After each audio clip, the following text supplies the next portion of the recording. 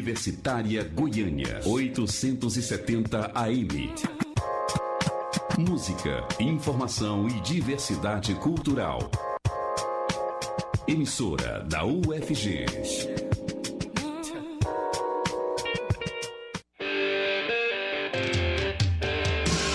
Começa agora o Estação Esportiva. As notícias do mundo do esporte de um jeito que você nunca ouviu.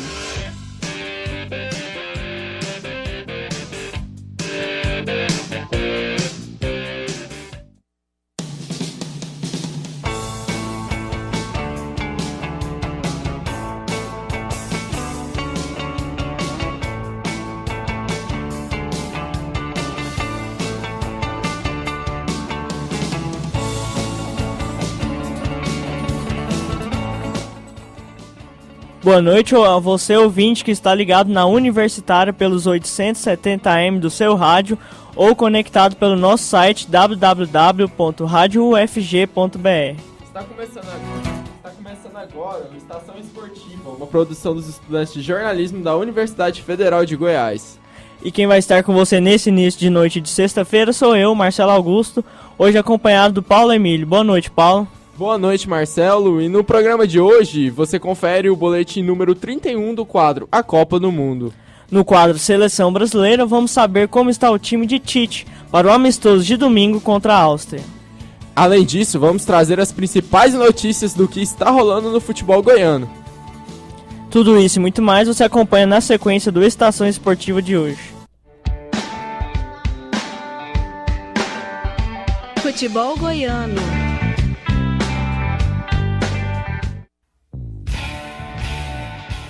O futebol goiano não para por causa da Copa. É hora de trazer o panorama sobre Goiás, Vila Nova e Atlético em suas jornadas na Série B do Brasileirão. Vamos começar pelo Verdão. O time da Serrinha arrematou o clássico contra o Dragão no sábado. Com isso, todo mundo pensou que uma reação no campeonato estava próxima. Pois é, mas a Ponte Preta acabou com esse otimismo. A Macaca virou o jogo lá no Moisés Lucarelli e os comandados de Ney Franco voltaram a sentir a pressão por vitórias.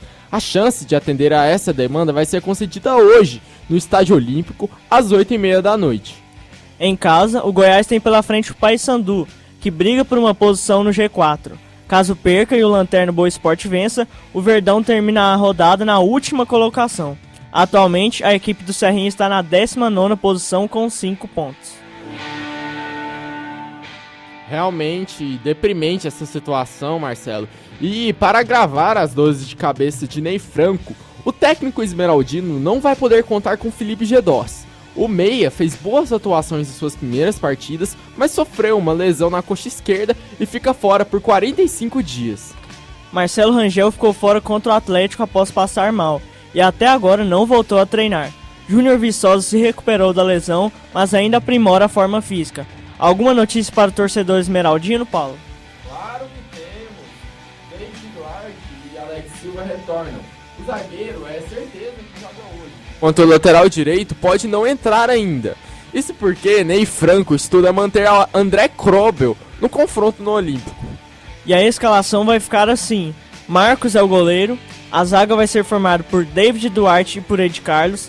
Na lateral direita, André Krobel joga, enquanto na esquerda quem atua é Hernandes. A dupla de volantes vai ser composta por Léo Senna e por Gilberto. Giovanni articula o ataque, ocupado por Carlos Eduardo, Maranhão e Lucão. Já o Vila Nova vai entrar em campo neste sábado às 4h30 da tarde contra o Guarani. A partida vai ser disputada na Casa do Bugre, em Campinas, e marca a chance do Colorado acabar com o jejum de 5 jogos sem vitória. No momento, o Tigrão é o 7º colocado com 14 pontos. O adversário cheira o cangote dos vilanovenses na 8ª posição com 13 tentos. Uma vitória amanhã vai colocar o Vila novamente no páreo rumo ao acesso. Mas a tarefa promete ser difícil, viu, Paulo? Além de ser o visitante, o time goiano ainda conta com o desfalque do lateral esquerdo Gaston Filgueira. O Uruguai quebrou a costela contra o Fortaleza e só volta daqui 45 dias. Para o seu lugar, Emerson Maria ainda está em dúvida entre Elder, Anderson Luiz e Diego Giareta. Em compensação ao desfalque, o volante Giovanni retorna ao time após cumprir suspensão. Pois é, Paulo, mas isso não significa que as indecisões do treinador diminuíram. Agora, o comandante vai ter que decidir quem vai ficar de fora para a volta do capitão. Wellington Reis e Moacir têm atuado com constância na parte defensiva do meio-campo, e ainda não se sabe qual dos dois vai para o banco. A provável escalação do Vila Nova vai ficar assim: Matheus Pazinato no gol, Wesley Matos e Diego Jareta na zaga, na lateral direita atua Maguinho, enquanto na esquerda quem pode entrar é o Helder. Giovani divide a posição de volante com Moacir ou com Wellington Reis. O meia vai ser Alain Mineiro. No ataque, Vinícius Leite e Matheus Anderson jogam nas pontas. Felipe Garcia é o centroavante. O Atlético não tem muitas novidades para o confronto de amanhã contra o Figueirense. A partida, marcada para as 7 da noite, vai contar apenas com o retorno do zagueiro René. O defensor ficou suspenso no jogo contra o Juventude após uma polêmica fora das 4 linhas. De volta, ele entra no lugar de William Alves. No geral, o Atlético mantém o mesmo time em relação àquele que empatou com a equipe de Caxias do Sul. Pois é, Marcelo, o esquadrão pode ser conservado, mas a dificuldade de manter um bom ritmo não. Só para se ter uma ideia, contra o Oeste e contra o Juventude, o Dragão abriu 2-0 e mesmo assim ficou apenas com um empate. A chance de fazer diferente amanhã deve ser aproveitada por Léo no gol, Lucas Rocha e René na zagueiragem. Alisson é o lateral direito e Mascarenhas cuida da esquerda.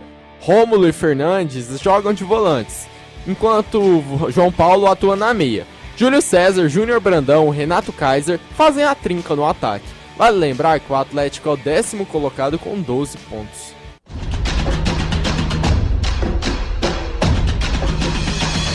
A Copa no Mundo.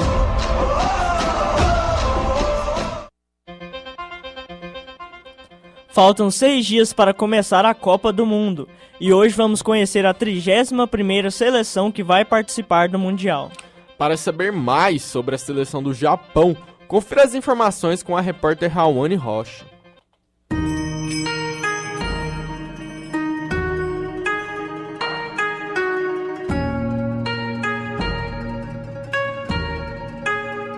Conhecido como a Terra do Sol Nascente, o Japão é um arquipélago formado por mais de 6.000 ilhas. O país tem uma das economias mais importantes do mundo e é o único asiático presente no G7. O governo japonês é uma monarquia institucional. O imperador é o chefe de estado Akihito, mas o poder de governar é do primeiro-ministro Shinzo Abe. Referência em pesquisas científicas, os profissionais japoneses da química, física e medicina já conquistaram 13 prêmios Nobel. O país também é responsável por contribuir com produtos eletrônicos, automóveis, máquinas e robótica industrial. O Japão tem 14 áreas tombadas como Patrimônio Mundial da Unesco, entre elas o Castelo Himeji e os monumentos históricos da antiga Kyoto. A nação, que é conhecida historicamente por sua disciplina e respeito à tradição, quer mudar sua educação para a liberdade e a criatividade. E ninguém duvida que eles consigam se reconstruir, como fizeram com a sua costa leste depois do tsunami que atingiu a região em 2011. Parte da cultura do país faz sucesso em todo o mundo, e no Brasil já são muito comuns restaurantes de comida japonesa, com o tradicional sushi. Também se encontram bonsais e, claro, os animes. Entre os desenhos japoneses mais famosos por aqui, podemos citar Yu-Gi-Oh!, Dragon Ball Z, Digimon, Cavaleiros do Zodíaco e Pokémon. Mas diferente da galera do Naruto, os jogadores japoneses estão longe de serem considerados heróis nacionais. O futebol se popularizou no Japão apenas na década de 90 e o país participou de todas as edições, desde que estreou na Copa de 98. Mas os Samurais Azuis nunca passaram das oitavas de final na competição. Os resultados ruins dos últimos anos têm impressionado a seleção do técnico Akira Nishino. Por isso, o treinador convocou os jogadores mais experientes para representar o país na Copa do Mundo de 2018. O técnico, que assumiu a seleção há 2 meses, não teve muito tempo para testar os jogadores. A polêmica na lista final foi a falta de destaques japoneses dos campeonatos europeus, como o meia Shoya Nakashima, que joga no futebol português e despertou interesses de PSG, Borussia Dortmund e de pelo menos outros 3 clubes de Portugal. Outra baixa é Mitsu Doan. A principal aposta para a próxima geração olímpica do país atua na Holanda e também ficou de fora. Artilheiro japonês na temporada europeia com 14 gols, Ryota Morioka é outro jogador que não vai disputar o Mundial da Rússia. A missão de fazer um bom torneio vai ser mais uma vez de Keisuke Honda, Shinji Kagawa e Shinji Kazaki. Desde que anunciou a convocação, o técnico tem enfrentado críticas por não ter renovado parcialmente a sua equipe. A única unanimidade no país são os goleiros convocados, que são considerados os melhores defensores japoneses na atualidade. Em seu 6º Mundial, o Japão vai estar no Grupo H, com Polônia, Senegal e Colômbia. A estreia vai ser contra o time sul-americano no dia 19 de junho na Mordovia Arena. Ainda em preparação para a Copa, os japoneses vão fazer um amistoso contra o Paraguai no próximo dia 12. Com as informações, Raoni Rocha para o Estação Esportiva.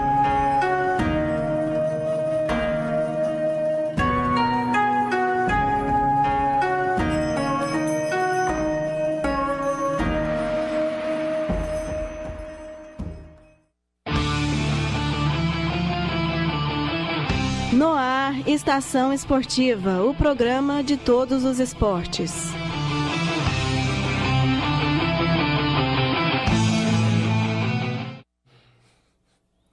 Boa noite, aqui na Universitária, 6h41.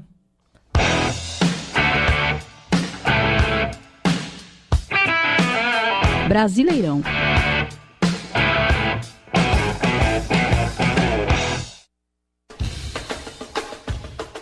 Vamos começar falando sobre a primeira divisão do Campeonato Brasileiro. Na noite dessa quinta-feira aconteceram 3 duelos para fechar a 10ª rodada da competição. Em um duelo de desesperados, o Paraná recebeu o Bahia no Durival de Brito e não acolheu bem o adversário com o nome de estado da primeira divisão. O placar foi magro, 1-0 para o time de Curitiba. O gol da vitória foi marcado por Silvinho após uma troca de passes no ritmo mais envolvente que o axé. Mesmo com um placar mínimo, a comemoração dos paranaenses foi grande com a segunda vitória seguida.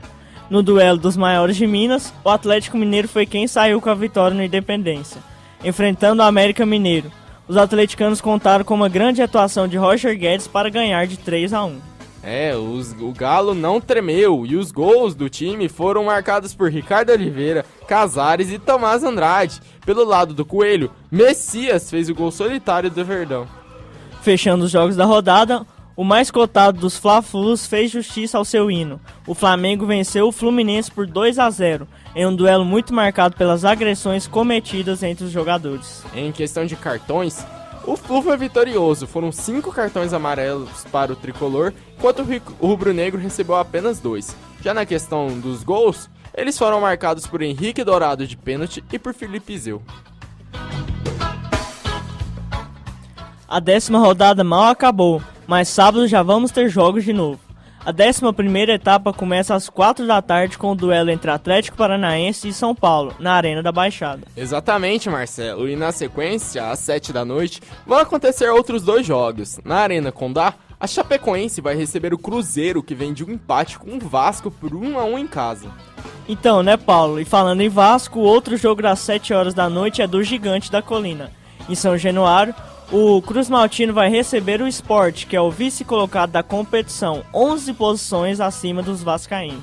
Para fechar esse movimentado sábado, o Corinthians recebe o Vitória no Itaquerão. A partida entre os paulistas e os baianos vai acontecer às 9 horas da noite. O Leão vem embalado após vencer o Atlético Paranaense em casa.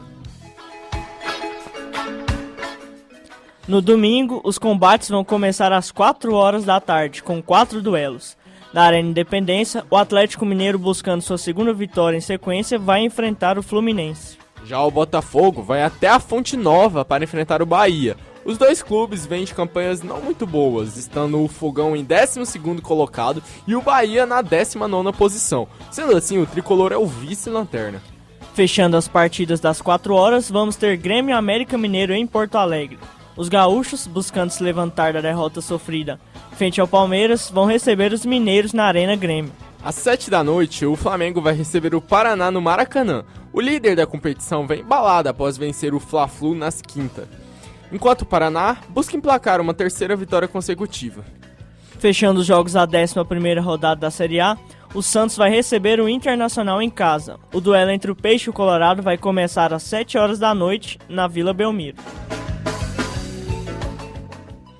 Vamos falar agora de Série B. A 10ª rodada da segunda divisão vai começar ainda nesta sexta-feira, com 3 jogos, sendo o primeiro deles entre Londrina e Juventude. Isso mesmo, Paulo. O Tubarão do Paraná vai enfrentar o Papagaio às 7h15 da noite, pouco após o fim do Estação Esportiva no Estádio do Café. Ambos os times fazem campanha intermediária na competição.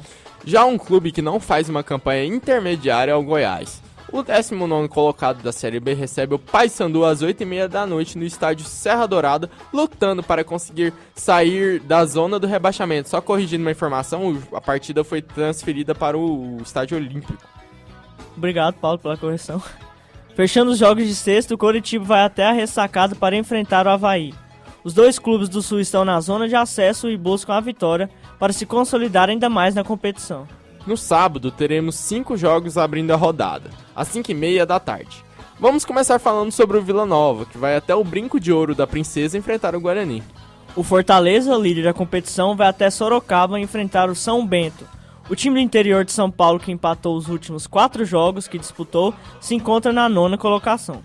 Já o Boa Esporte vai até Santa Catarina enfrentar o Criciúma. Um detalhe sobre esse duelo é que os dois times passam por uma péssima fase e se encontram na zona de rebaixamento da divisão.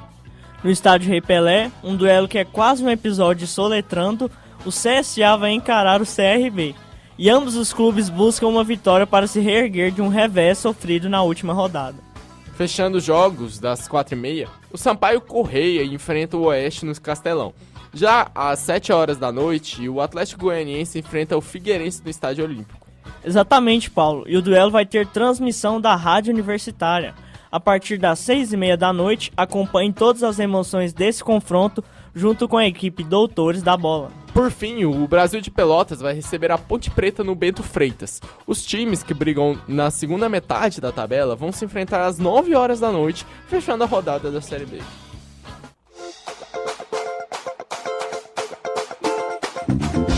Seleção brasileira.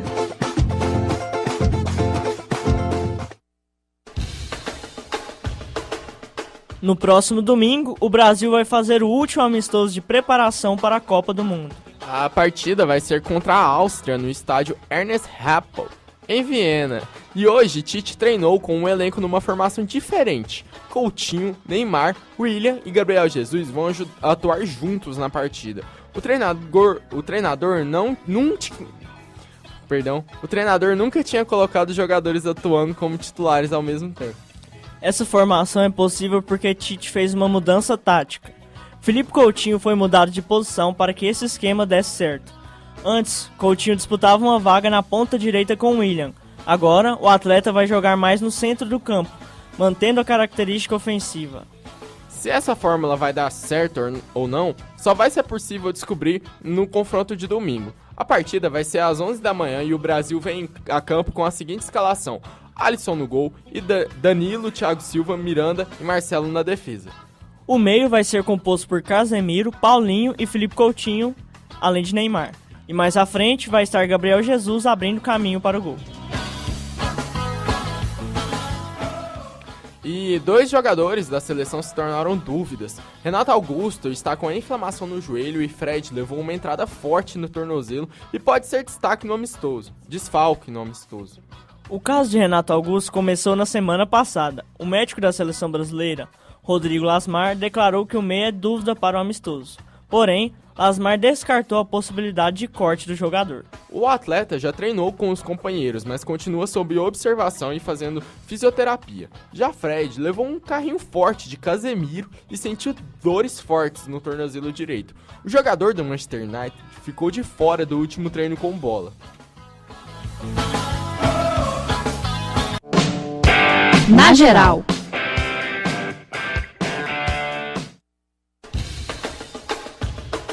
Faltam apenas 6 dias para a Copa do Mundo e na enquete de hoje fizemos a seguinte pergunta para os nossos ouvintes. Para você, quem deve ser titular no Mundial? Gabriel Jesus ou Firmino?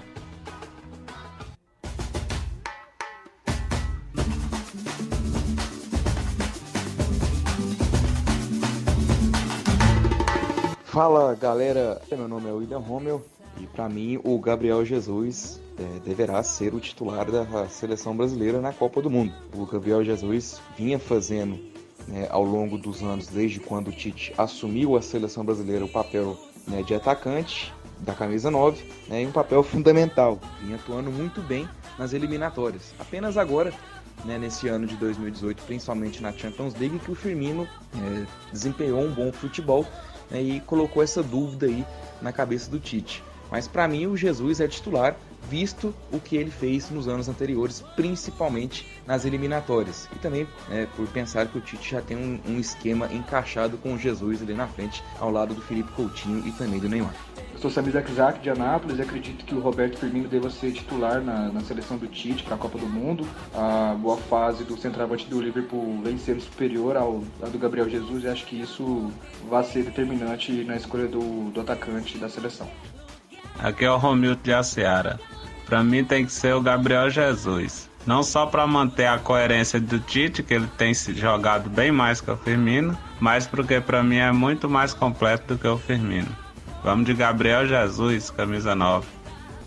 Meu nome é Larissa. E entre Firmino e Gabriel Jesus, eu acho que os dois merecem estar como titulares nessa Copa, porque o Firmino já demonstrou o talento dele jogando mais pra meia, e o Gabriel precisa estar lá na frente para atacar, demonstrar todo o talento dele. Então eu acho que os dois jogando juntos trariam resultados bem satisfatórios para o Brasil.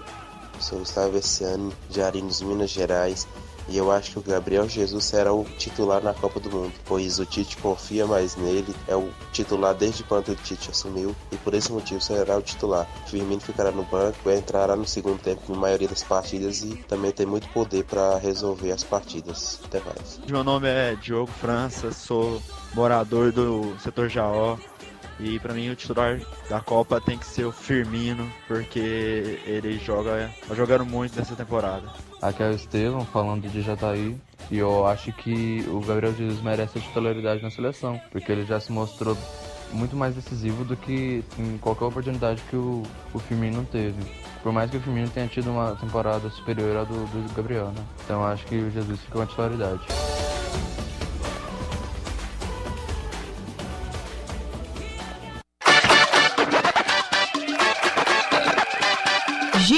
Giro esportivo.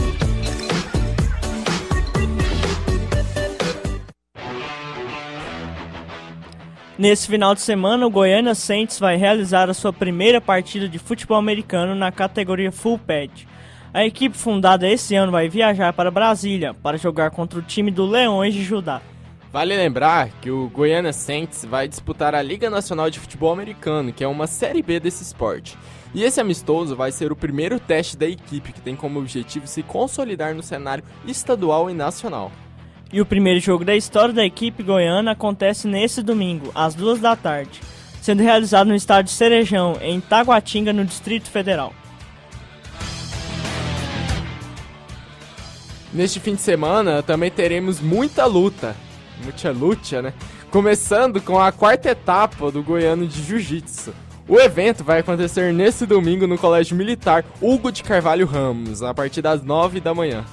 As lutas vão acontecer em duas modalidades, GI e NOGI, com premiações chegando na casa de R$4.000. E a maior vai ser na categoria masculina livre, para faixa marrom e preta, com prêmios de R$1.000. E devido à grande procura, a Federação Goiana de Jiu-Jitsu prorrogou o prazo para inscrições que se encerraram hoje, às 6 da tarde.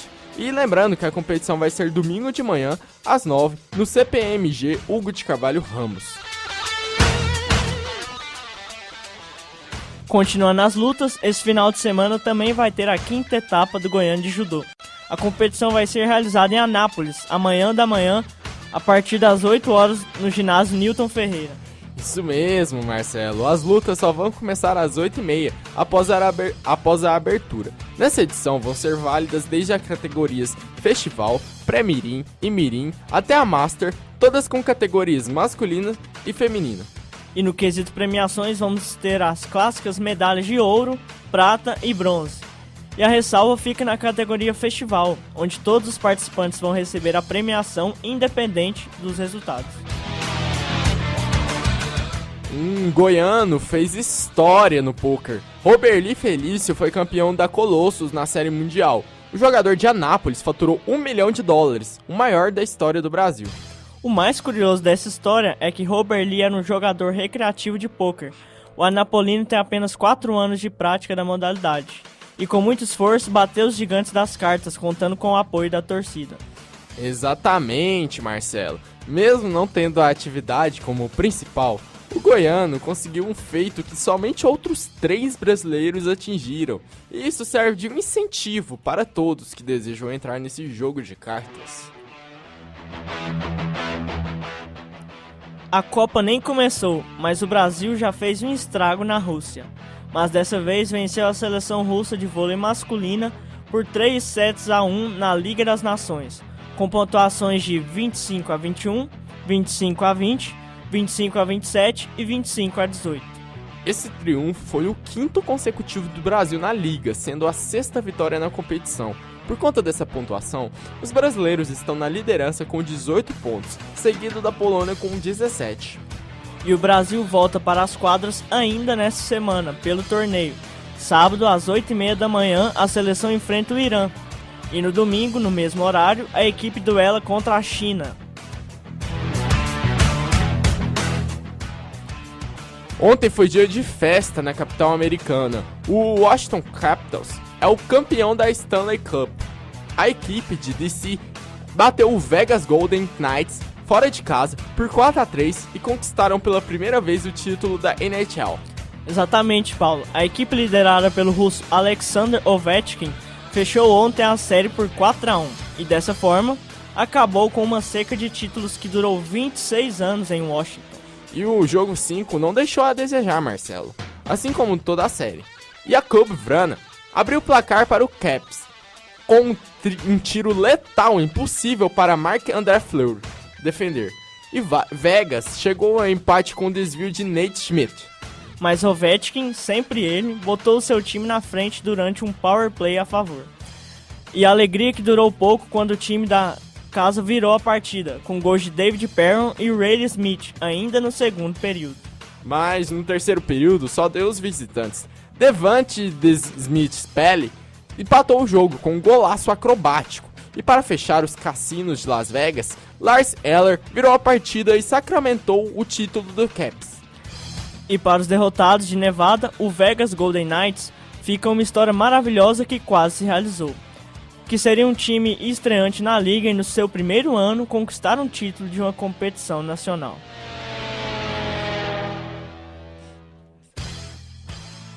Saindo dos ringues congelantes do hóquei, vamos para o fervor das quadras de basquete. Hoje podemos ter mais um campeão. O Golden State Warriors, se vencer mais uma vez, fecha a série por 4-0 contra os Cavaliers.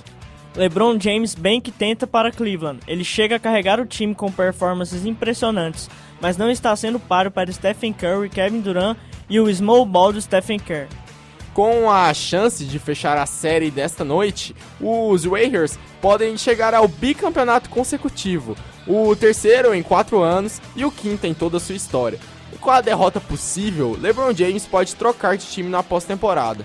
Todas as emoções do jogo 4 entre Cleveland Cavaliers e Golden State Warriors acontecem hoje na Quicken Loans Arena em Ohio. Tudo isso vai começar a partir das 10 horas da noite no horário de Brasília.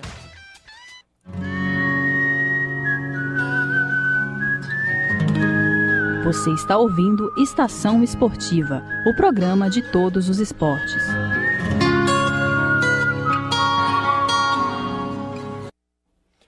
Na Universitária são 6h59.